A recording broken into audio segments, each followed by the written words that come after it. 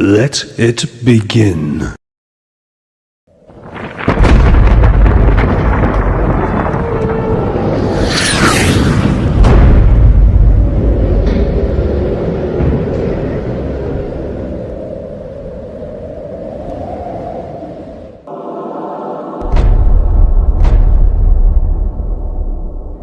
In covertly recorded off-air transmissions from the Bush-Clinton presidential election campaign in the 1990s, we can see that Bill Clinton was nothing more than a puppet to the puppet masters which placed him in the White House.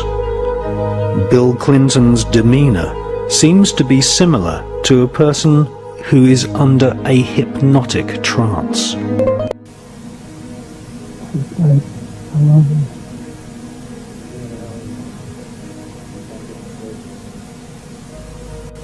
Can we do any more?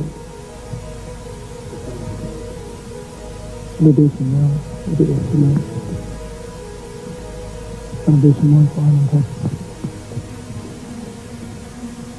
Call. We done all call all today. There.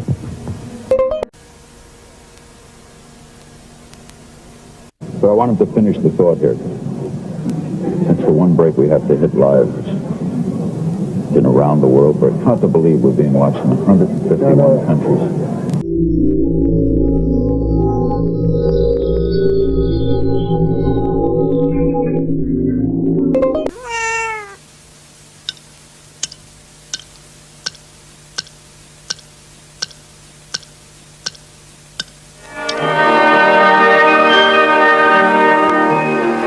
Moscow is in the midst of the last hours of summer. Brainwashing, hypnosis, and even surgical manipulation of the human brain has all been researched thoroughly by the CIA. To provide an objective record of the subject's behavior, she's filmed before treatment and again after treatment, and the two films placed side by side. Notice how the subject before treatment, in the picture on the right, holds onto the chair as she moves. Notice the difference in posture, the greater effort required to rise from the chair, the longer time needed to complete the simple task. He would cut the skin, take the skin flap back, roll it back. He would then literally remove the skull, the top part of the skull. The patient all this time is under a local anesthetic, completely conscious. From my own point of view, the most unexpected finding was to discover that a mild electrical current applied to the surface of the brain causes a patient to have a memory from his own past sometimes. Good. Make it 1 volt, please. 1 volt. Yeah. This is 1 volt. I heard what sounded like an orchestra playing, and I asked the nurse where it was coming from. And she said, "What music?" And I said, "Well, that music." And then it stopped. Then I stimulated it again, you remember, and asked you about it, and you hummed it. Will you hum it now? You remember it? Yes. Go ahead. Da da da da da da da da da da.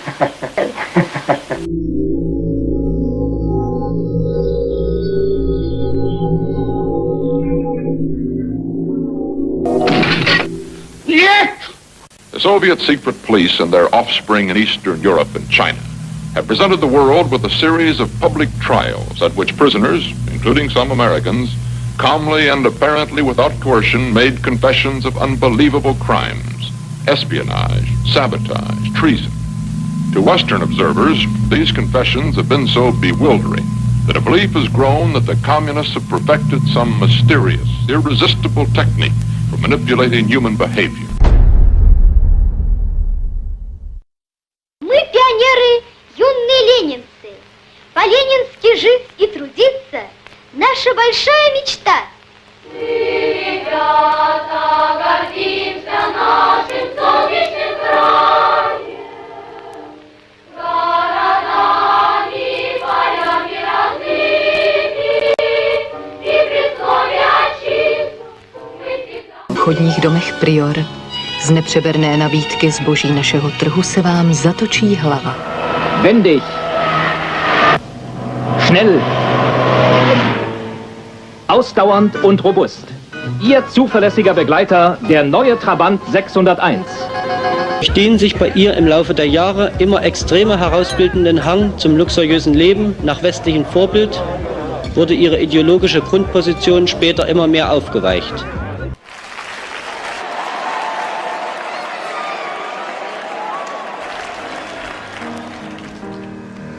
Было все на белом свете, люди издавна повторяются.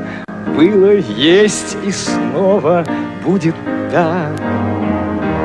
Будет так, будет так, будет так, будет так. Было, есть и снова будет так. Будет так. Будет так. Будет так. Будет так. Было, есть и снова будет так.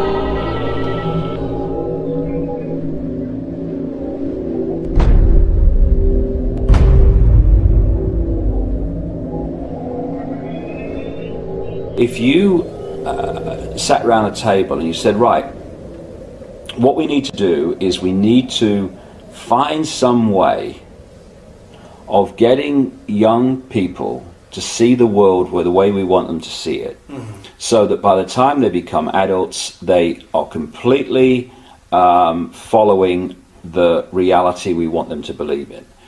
Someone might say, well, they might not have it but you know the ideal thing?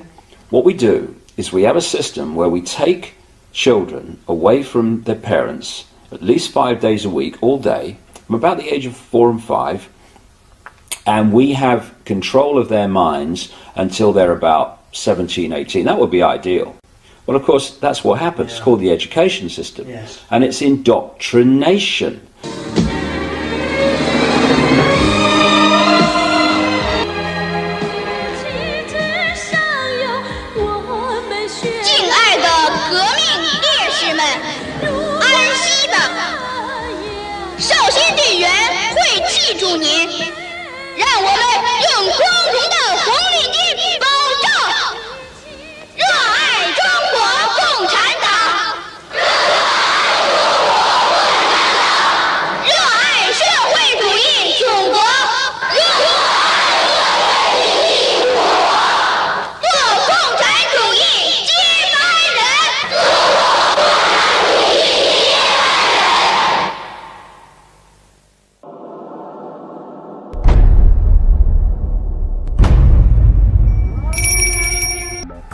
The spiritual master and head of state in Tibet is the Dalai Lama, who has written many excellent books promoting the benefits of meditation and compassion.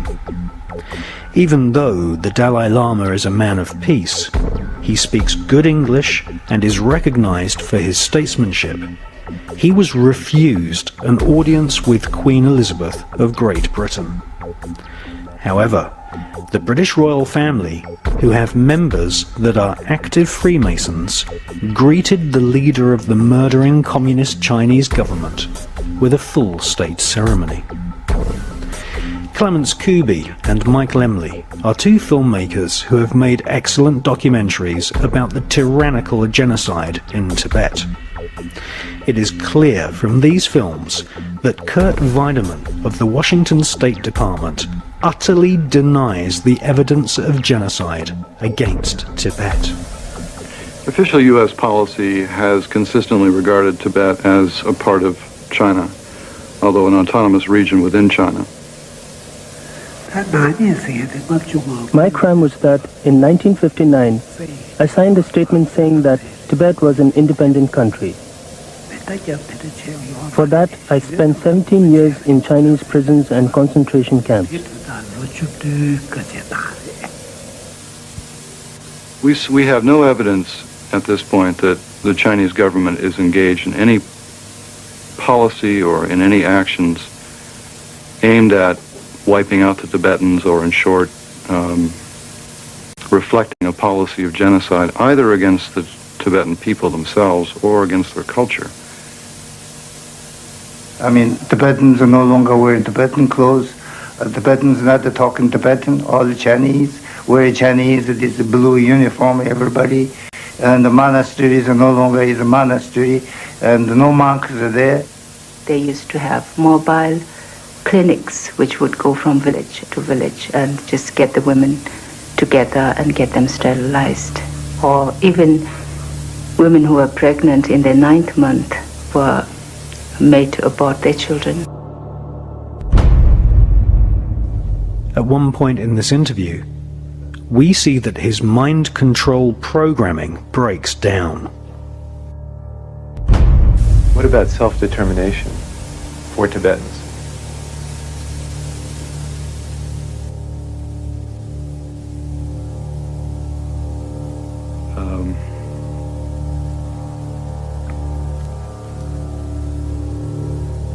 On the BBC Newsnight programme, we see a Chinese government minister also displaying signs of heavy mind control. Can you explain to us on the political situation why there has been no response from your government to the Dalai Lama's proposal in Strasbourg of nearly 3 years ago now about an arrangement between him and fellow Tibetans and your government? In 1988 in Strasbourg, the Dalai Lama proposed to make Tibet a democratic political entity governed by itself, which maintains relations of alliance with China. And what does it mean? Well, it's suggesting, or he's suggesting that they be given autonomy in internal affairs, that they give to you I just control. Quote what he said in his proposal. It's nothing new. We think it's nothing new, but another version of the statement that China holds only suzerainty, not sovereignty over Tibet. We heard of this kind of clamoring at the beginning of this century in order to divide China. That phrase also means that the Dalai Lama advocates Tibetan independence. And we have repeatedly said that China's sovereignty over Tibet can never be denied. Neither independence nor semi-independence or disguised independence will be tolerated. Thirdly, the Dalai Lama's proposal favored transforming Tibet into a peace zone or a buffer state among the great powers through demilitarization or neutrality. But a peace zone or neutral zone involves the problem of state sovereignty and international safeguards. So it is out of the question for a country to establish in one of its regions a peace zone or a neutral zone with its neighbors. The whole system, because we have two hemispheres of the brain, the left brain, which is about words and this world reality and, you know, the perception of this reality. We have the right brain, which is where you get creativity, inspiration, and connection, and then you've got this corpus callosum, which connects the two. First of all, we use a fraction of our brains. Why is that? And the other thing is that what the system does is it turns out left brain prisoners. They run the system. And it does it by putting information through schools and colleges and universities into the left brain, which it then says at time of an exam, give me all that back. And if you tell me what I've told you well enough to believe, then you'll pass the exam and you'll be very successful. Anyone that takes that information into the right brain and puts their spin on it or questions it or sees through it and puts that in the exam, they are perceived as a disruptive influence in the classroom. Yes, they are. And so what happens is, for you to become a doctor, overwhelmingly a politician, a journalist, someone often in industry, all these areas that control the system. The professions. The professions. Yeah. Lawyers. Yes. I mean, on and on we go. You have to have gone through your young life constantly taking information into your left brain and regurgitating it out on exam papers. To become a teacher, you have to go through that process. Then you go through teacher training college where you're taught how to do it to others, and then you let loose on the children. Yes. The whole system is run by left brain prisoners. And if you look at the school system, things like music and art that stimulate this side of the brain, the uniqueness, they are constantly cut back in favor of left brain curriculums. And this is systematic. I have to get this over to people. This is not systematic at the level of, you know, people who administer it into reality. It is coldly calculated in the shadowy areas where these concepts first come from. Yeah. And they know what they're doing. Yeah, these examinations, what's happening is that, you know, to fit in, to be part of the so-called in crowd, you have to reconfirm the beliefs of the hierarchy. Exactly.